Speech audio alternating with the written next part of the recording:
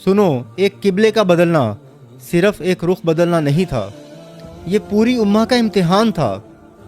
क्या आप जानते हैं कि रसूलुल्लाह सल्लल्लाहु अलैहि वसल्लम मदीना में थे और मुसलमान 12 से 14 माह तक बैतुल मक़दस की तरफ रुख करके नमाज पढ़ते आए, लेकिन आप सल्लल्लाहु अलैहि वसल्लम के दिल में एक तमन्ना थी कि किबला अल्लाह का पहला घर काबा की तरफ होना चाहिए।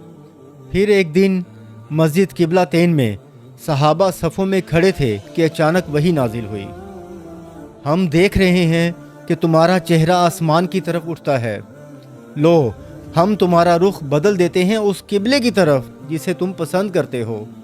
और बस नमाज के दौरान ही रसूलुल्लाह सल्लल्लाहु अलैहि वसल्लम ने अपना रुख काबा की तरफ बदल लिया।